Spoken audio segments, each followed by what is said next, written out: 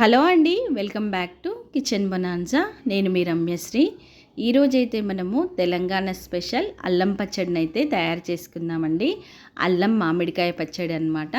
సంవత్సరం పాటు నిల్వ ఉంటుందండి. ఈ పచ్చడి వచ్చేసి పక్క కొలతలతో చేశారనుకోండి, పచ్చడి చెయ్యని వాళ్ళు కూడా, ఫస్ట్ టైం చేసే వాళ్ళు కూడా ఈ పచ్చడిని అయితే ఈజీగా ప్రిపేర్ చేసుకోవచ్చండి. ఇంకెందుకండి ఆలస్యం, తెలంగాణ స్పెషల్ అల్లం మామిడికాయ పచ్చడిని అయితే తయారు చేసుకుందాము. వేడివేడి అన్నంలోకి ఈ పచ్చడిని వేసుకొని తిన్నారనుకోండి, కాస్త నెయ్యిని వేసుకొని, ఇంకే కూరలు కూడా మనకు అవసరం ఉండదండి. అప్పుడప్పుడు పచ్చడిని వేసుకొని తిన్నా కూడా చాలా టేస్టీగా ఉంటుందన్నమాట ఈ తెలంగాణ స్పెషల్ అల్లం మామిడికాయ పచ్చడి.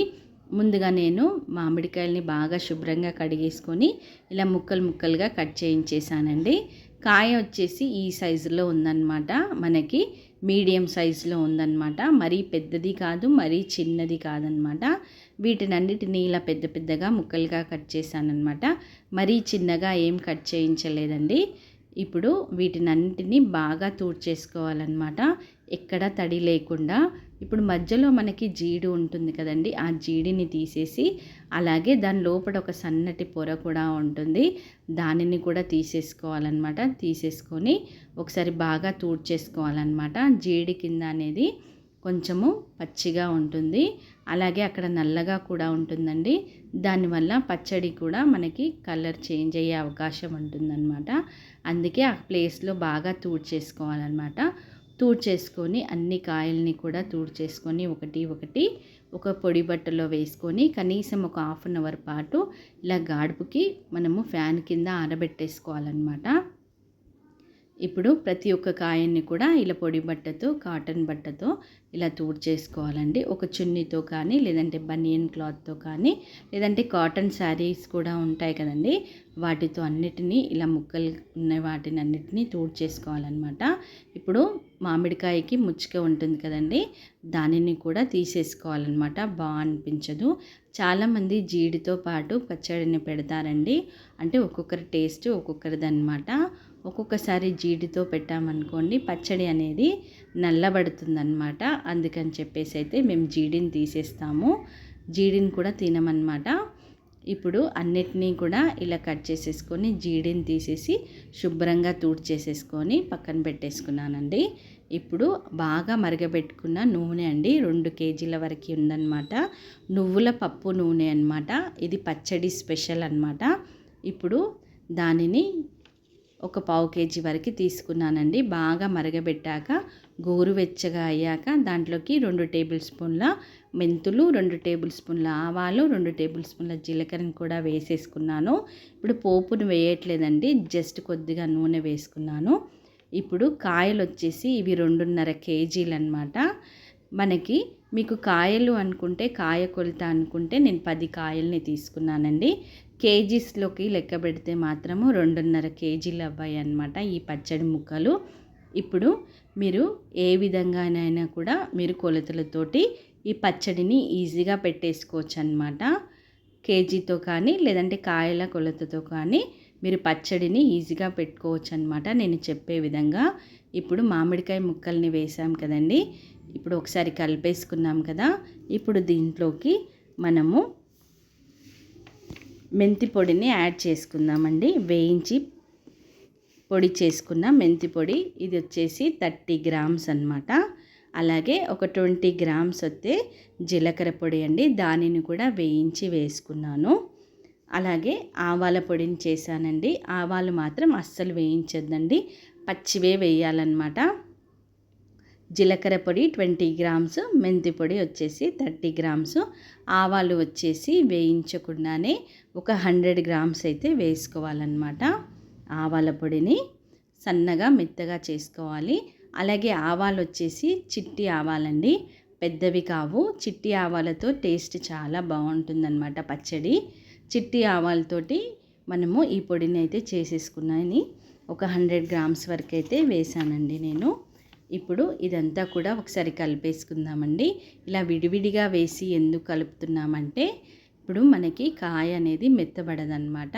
ఒకటి ఒకటి వేసుకొని ఇలా కాయకంతా కూడా మనం వేసినవన్నీ కూడా కలుపుతూ ఉంటే కాయకనేటివి మంచిగా పట్టుకొని కాయ అనేది గట్టిగా అవుతుందన్నమాట. ఇప్పుడు పచ్చడి ఉప్పు అన్నమాట. ఇది మామూలుగా మనం పింక్ సాల్ట్ అవి వేస్తాం కదా, అది కాదనమాట. ముందు పూర్వకాలం వాడే ఉప్పు అన్నమాట. పచ్చడి ఉప్పు అంటే ఎవరైనా ఇస్తారండి షాప్లో. ఇది వచ్చేసి 500 గ్రామ్స్ వేస్తున్నాను. కరెక్ట్గా సరిపోతుందన్నమాట ఈ 500 గ్రామ్స్. లేదు మీకు అన్నం తిన్నాక అన్నంలో కలుపుకొని చూస్తే అప్పుడు తెలిసిపోతుంది. కొంచెము అటు ఇటుగా ఉంటే కొద్దిగా ఉప్పు అయితే వేసుకోవచ్చు.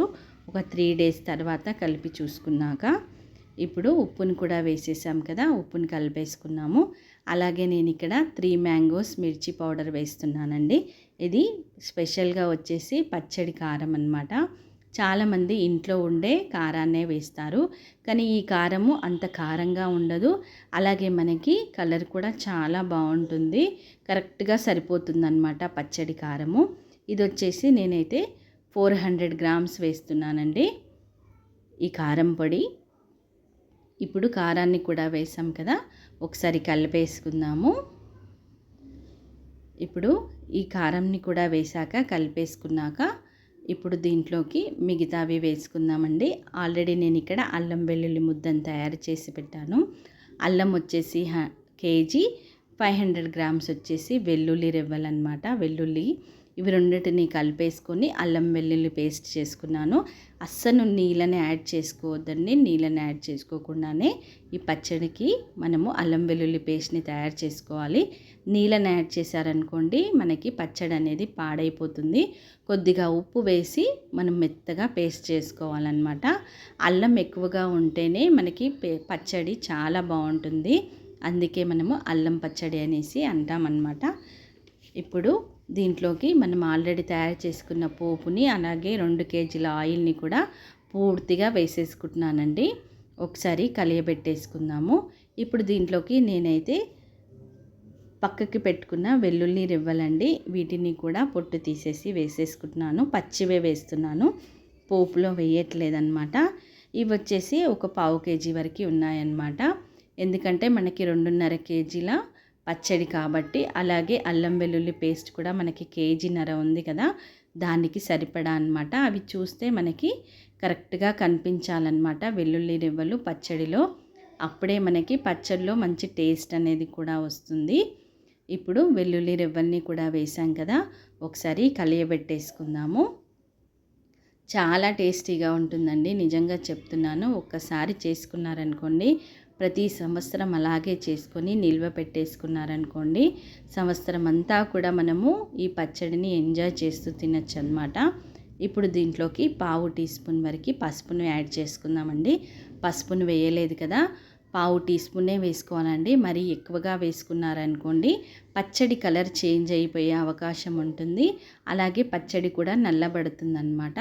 లాస్ట్లో వేస్తున్నాము, అందుకే 1/2 టీ స్పూన్ వేసేసుకొని కలియబెట్టేసుకొని ఒక డబ్బాలోకి కానీ లేదంటే సీసాలోకి కానీ ఈ పచ్చడిని అంతా కూడా ట్రాన్స్ఫర్ చేసేసుకోవాలన్నమాట. ఒకసారి టేస్ట్ చూసుకోండి చేతిపైన వేసుకొని. ఎంతైనా కూడా ఇప్పుడు అంతగా తెలియదు. ఒక 3 రోజులు అయ్యాక పచ్చడంతా కూడా మంచిగా ఊరిపోయి ఆయిల్ అంతా పైకి వస్తుంది కదా, అప్పుడు మనము ప్లెయిన్ రైస్లోకి ఈ పచ్చడిని వేసుకొని తింటే అన్నీ కరెక్ట్గా ఉంటే అప్పుడు మనకి ఓకే అండి. లేదు కారం అయితే కరెక్ట్గా సరిపోతుంది. ఉప్పు అనేది కొంచెం అన్నంలో కలుపుకొని చూసాక కొంచెం చప్పగా ఉంటే ఒక 2 టేబుల్ స్పూన్ అలా వేసుకొని చూసి వేసుకోండి. ఒకటేసారి ఎక్కువగా వేసుకోకండి. ఒక 3 డేస్ అయ్యాక పచ్చడిని వేసుకొని తిని చూసి ఎలా కుదిరిందో అయితే చెప్పండి.